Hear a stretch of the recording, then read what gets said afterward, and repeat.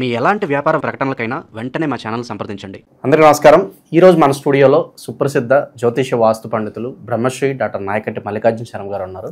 So మీనరాశి వారి పరిస్థితి అక్టోబర్ మాసం ఏ విధంగా ఉండబోతుందో గురుగారు మాటలోనే అడిగి తెలుసుకుందాం. నమస్కారం గురుగారు. నమస్కారం అండి. సో మీనరాశి వారి పరిస్థితి గురుగారు అక్టోబర్ మాసం ఏ విధంగా ఉండబోతుంది? ఏళ్ళనాటి శనిలో ఉన్నారు, వివిధ రకాల పండుగలు ఉన్నాయి. ఈ పండుగలు వినియోగించుకుని ఎలాంటి పరిహారాలు చేసుకుంటే బాగుంటుందంట?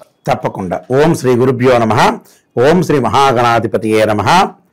ప్రేక్షకులందరికీ కూడా విజయదశమి దీపావళి శుభాకాంక్షలు. ముఖ్యంగా మీనరాశి వాళ్ళకి అక్టోబర్ మాసంలో గ్రహ సంచార వీక్షణము, గ్రహ గమనగతులు ఏ విధంగా ఉన్నాయో తెలుసుకుందాం. ముఖ్యంగా గ్రహాలు ఏ రాశిలో సంచారం చేస్తున్నాయో తెలుసుకుందాం. మిథున రాశిలో గురువు అక్టోబర్ 18వ తారీఖు వరకు, తర్వాత కర్కాటక రాశిలోకి ప్రవేశం కావటం, శని మీనరాశిలో అక్టోబర్ 3 నుంచి వక్రగతిలోకి సంచారం చేయటం, మీనరాశిలోనే వక్రగతి సంభవించటం, రాహు కుంభరాశిలోను, కేతు సింహరాశిలోను, శుక్రుడు సింహకన్యా రాశుల్లో సంచారం చేయటం, రవి కన్యా తులారాశుల్లో సంచారం చేయటం, తులా వృశ్చిక రాశుల్లో కుజుడు బుధుడు సంచారం చేయటం జరుగుతుంది. ఇవన్నీ కూడా గోచారీత్యా చెప్పబడే ఫలితాలు అంటాం. అలానే గోచారీత్యా చెప్పబడే ఫలితాలు, అలానే ఇవి జన్మ జాతకాలు కావు. This is the transit system అంటారు. అయితే మీనరాశి వాళ్ళకి ఏ విధంగా ఉండబోతుందంటే అక్టోబర్ 18 నుంచి అనుకూలంగా ఉంటుంది. అంటే ఫైనాన్షియల్ పొజిషన్ కానీ, బ్యాంకు లోన్స్ రావటం కానీ, ఆర్థిక పరంగా పుంజుకోవటం కానీ, ఇవన్నీ కూడా అక్టోబర్ 18 నుంచి విశేషమైన ఫలితాలు జరిగే అవకాశాలు ఎక్కువ ఉంటాయి. అంటే వృత్తి ఉద్యోగ వ్యాపార రంగాలు ఏ వ్యాపారం ప్రధానంగా చేసినా, ఏ ఉద్యోగం చేసినా, గవర్నమెంట్ ఆర్ ప్రైవేట్ సెక్టార్లు ఏది చేసినా లాభాలు అనేవి ఏంటంటే అక్టోబర్ మధ్య నుంచి ప్రారంభమవుతాయి. అంటే రాస్యాధిపతి ఇక్కడ గురువు అయ్యాడు, దశమాధిపతి గురువు కావటం వల్ల గురువు పంచమ స్థానంలోకి వస్తే సంతానం లేని వాళ్ళకి సంతానం కలగటము, అలానే సంతానం డెవలప్మెంట్ చెందే అవకాశాలు, ఫైనాన్షియల్ పరంగా డెవలప్మెంట్ చెందే అవకాశాలు ఎక్కువగా ఉంటాయి. టోటల్గా గురువు గ్రహం అనేది చాలా అనుకూలంగా ఉందని చెప్పుకోవచ్చు. అలానే శుక్రగ్రహం యొక్క బలము అంటే తృతీయాధిపతి అష్టమాధిపతి అయిన శుక్రుడు వీరికి వచ్చేటప్పటికల్లా షష్టమంలో సప్తమంలో ఉండటం వల్ల సహజంగా ఏమిటంటే వివాహ ప్రయత్నాలు లేట్ అయ్యే అవకాశాలు ఎక్కువ ఉంటాయి.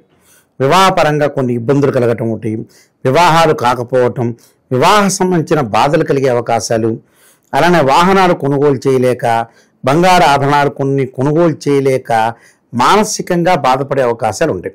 మానసికంగా బాధపడాల్సిన పని లేదు. ఒక నెలలో బాగాలేకపోతే ఇంకో నెలలో బాగుంటుంది. ఆ సహజమే, రొటీన్గా. అందువల్ల ఏం ఆలోచన చేయాల్సిన పని ఏమీ లేదు వీళ్ళు. అలానే భార్యాభర్తల మధ్యలో కొంత వివాదాలు రాసుకోకుండా చూసుకోండి. సర్దుబాటుతనం చాలా ఇంపార్టెంట్. ఎందుకంటే సప్తమంలో రవి ఉంటాడు. ఇక్కడ రవి సప్తమ అష్టమాల్లో ఉండటం వల్ల కొన్ని బాధలు కలుగుతుంటాయి. అంటే బాధలు అంటే ఏమిటి? ఇంటిలో కుటుంబంలో ఇబ్బందులు వచ్చే అవకాశాలు ఉంటాయి. ఫైనాన్షియల్ పరంగా కొన్ని చిన్న ఫైనాన్షియల్ పరంగా బాగున్నా ఖర్చు పెరిగే అవకాశాలు ఎక్కువ ఉంటాయి. ఖర్చు పెరగంగానే మనకి ఇబ్బందులు కలుగుతాయిగా. ఎంత రాబడి వచ్చినా ఖర్చు అనేది మోతాదుకు మించి ఖర్చు పెడితే ఇబ్బందులు వస్తాయి. అలాంటి ఇబ్బందులు రాకుండా చూసుకోవాలి. కోపం ఉద్రిక్తను తగ్గించాలి, ఆవేశం తగ్గించుకొని అనుకూలతో ప్రవర్తన చేయటం చాలా మంచిది.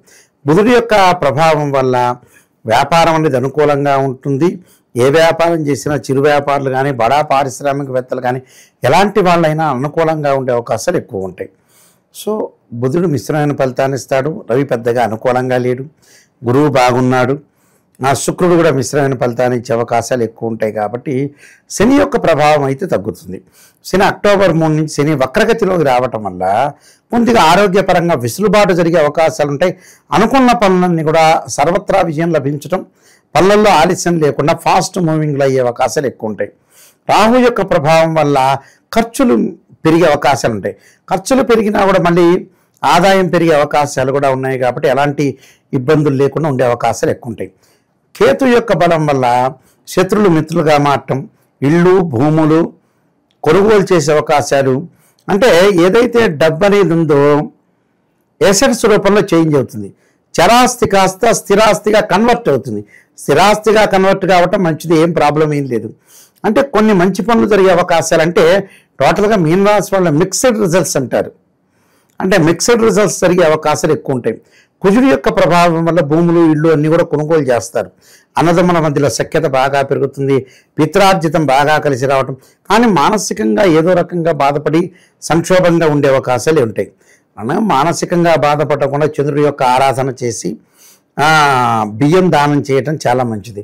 మానసికంగా స్ట్రగుల్ అనుభవించే అవకాశాలు ఎక్కువగా ఉంటాయి. అలాంటి స్ట్రగుల్ అనుభవించగల విల్ పవర్ తోటి ముందుకు వెళ్ళటం మంచిది. అలానే విద్యార్థులకు మటుకు అక్టోబర్ 18 నుంచి బాగుంటుంది. 18 వరకు కొంత అనుకూలంగా ఉండదు.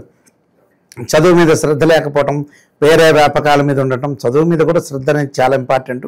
వేరే యాక్టివిటీ కూడా అవసరమే. ఏదో ఎక్సర్సైజ్ చేయడం, సైకిల్ తొక్కటం, బండి నడిపించడం, వ్యాయామం చేపట్టడం ఈ కాలంలో పిల్లలకు అవి కూడా అవసరమే. కానీ ఎంత మోతాదు లిమిటెడ్, అది లిమిటెడే, చదువు లిమిటెడ్, అన్ని రకాలుగా ఎంతవరకు చేయాలో ఆ ప్రయత్నం అంతవరకు చేసి ముందుకెళ్తే మనం ముందుకెళ్ళిపోయినట్టే. ఎందుకంటే ఇవన్నీ కూడా గోచారరీత్యా చెప్పబడే ఫలితాలు, బర్త్ చార్ట్ అనుసరించి కాదు. బర్త్ చార్ట్లో దశలు, అంతర్దశలు 16 లగ్నకుండాలు ఉంటాయి. మ్యాథమెటికల్ క్యాలిక్యులేషన్ చేయాలి. అలా దశలు, అంతర్దశలు రకరకాల సిస్టమ్స్తో ఉంటాయి. అలాంటివన్నీ కూడా క్యాలిక్యులేషన్ చేసి ముందుకు వెళ్ళాలి. అలా క్యాలిక్యులేషన్ చేయకుండా, ఎందుకంటే అదృష్టం, ఒక్కొక్క మనిషి యొక్క అదృష్టం ఒక్కో రకంగా ఉంటుంది. మా దగ్గరకు వచ్చే వాళ్ళు క్లయింట్స్ కొంతమంది ఏం చేస్తుంటారంటే ఎన్నోసార్లు జాతకాన్ని చూపించుంటారు. చూపించిన తర్వాత ఇక వాళ్ళు ఏదో పాజిటివ్ చెప్పింటారు. పాజిటివ్ చెప్పి గురువుగారు ఇలా అని చెప్పారని గుళ్ళో అర్చకుల చేత వాళ్ళ చేత చూపిస్తుంటారు. చివరిలో ఎప్పుడో ఇంకా లాస్ట్ మంచి వాళ్ళు తగులుతారు. ఈ లోపల డబ్బులు అయిపోగొట్టింటారు. పూజలకి పునస్కారాలన్నిటికీ డబ్బులు అయిపోగొట్టి అసలు వాళ్ళు తగిలేటప్పటికల్లా వీళ్ళ దరిద్రం ఎలా ఉంటుంది చూడు. అసలు వాళ్ళు తగిలేటకల్లా వాడి దగ్గర డబ్బు ఉండదు. వాడు చూపించుకోవాలని కన్సల్టింగ్ ఫీజు ఉండదు. ఏదైనా క్షేత్రానికి వెళ్ళమంటే కూడా వాడు వెళ్ళలేడు, డబ్బులు ఉండవు. అంటే టోటల్లీ అక్కడ అట్టర్ ఫెయిల్ అవుతారు వాళ్ళు. అదే అసలు జరిగే రిజల్ట్స్. అందువల్ల ఏదైనా సరే జాతకాన్ని జాగ్రత్తగా చూపించుకొని, మెయిన్ వ్యక్తులు చూపించుకొని, జాతకాన్ని ఎలా ఉందని నెగిటివ్ అయినా పాజిటివ్ అయినా చూపించుకొని, కొంతమందికి వివాహాలు జరిగిన తర్వాత డైవర్స్ అప్పుడు కూడా కొంతమందికి తెలియదు, జ్ఞానం అనేది బాగా పెరగకపోవటం వల్లనే కొన్ని ఇబ్బంది కలిగే అవకాశాలు ఉంటాయి. కాబట్టి వీళ్ళు కొన్ని రెమెడీస్ చేసుకొని ముందుకెళ్ళటం మంచిది గోచారరీత్యా కూడా. విశేషంగా ప్రజెంట్ ఉన్న పరిస్థితి బట్టి ఎలాంటి పరిహారాలు, ఎక్కువగా ఏ దేవుణ్ణి ప్రార్థించడం వల్ల కాస్త మెరుగైన ఫలితాలు ఉంటాయి? రాహు యొక్క అధిష్టాన దేవతని దుర్గాదేవిని ఆరాధన చేయాలి. శుక్రవారం రోజున మహాకాళి, మహాలక్ష్మి, మహాసరస్వతిని ఆరాధన చేయటమే కాకుండా వాళ్ళు చేయాల్సింది ఇంకోటి ఏంటంటే ఓం నమః శివాయ పంచాక్షర సోమవారం చేయటం, తత్పురుషా విద్యే మహాదేవాయ ధీమే తన్నో రుద్ర ప్రచోదయాత్ అనే మంత్రాన్ని రోజుకి 21 సార్లు పఠించాలి. ఒకవేళ ఉదయం పూట కుదరలేదనుకోండి, సాయంత్రం పూట పఠించవచ్చు. పఠించటం వల్ల ఏంటంటే ఆరోగ్యపరంగా కానీ సమస్యలు ఏమన్నా ఉంటే కూడా తొందరగా ముందుకు వెళ్ళే అవకాశాలు ఎక్కువ ఉంటాయి. అలానే 2 జంట సర్పాలని మంగళవారం రోజున దానం చేయడం, రాహుకాలంలో దీపం పెట్టాలి. మంగళవారం రోజు రాహుకాలంలో దీపం పెట్టడం ఒకటి. దాని తర్వాత వాళ్ళు చేయాల్సింది ఏమిటి అని అంటే, ధనం ఇంకా బాగా కలిసి రావడానికి యక్షాయ, కుబేరాయ, వైశ్రవణాయ, ధనధాన్యాధిపతే ధనం ధాన్య సమృద్ధిమే దేహిమే దాపై స్వాహ అనే మంత్రాన్ని, గణపతి యొక్క ఆరాధన బుధవారం రోజున కానీ హస్తా నక్షత్రం రోజున కానీ గణపతి జీవితంలో విఘ్నం జరగకుండా, పనులలో లేటు కాకుండా, విఘ్నం లేకుండా ఉండటానికి విఘ్నేశ్వరుడు యొక్క ఆరాధన చేయాలి. విఘ్నేశ్వరుడు యొక్క ఆరాధన చేయటం వల్ల మంచి సఫలీకృతం జరిగే అవకాశాలు ఉంటాయి. వీలైతే గణపతికి చెరుకు రసంతో చక్కగా గణపతి అధర్వణ శీర్షంతో అభిషేకం చేయటం, గణపతి గాయత్రి మంత్రాలతో అభిషేకము, అష్టోత్తరము, గకార అష్టోత్తరంతో పూజ చేయటం వల్ల, గణపతిని ఆరాధన చేయటం, ధూపదీప నైవేద్యాలతోటి ఆరాధన చేయటం వల్ల మంచి జరిగే అవకాశాలు, జీవితంలో విఘ్నం లేకుండా ఉండేందుకు అవకాశం అనేది ఖచ్చితంగా ఉంటుంది. ఈ రెమెడీస్ అన్ని కూడా పాటిస్తే మనం మంచి జరిగే అవకాశం ఖచ్చితంగా ఉంటుంది. ఓవరాల్గా మీనరాశి వారి పరిస్థితి ఏ విధంగా ఉండిపోతుంది అనేది చాలా బాగా వివరించారు. ధన్యవాదాలు గురుగారు. నమస్కారం అండి.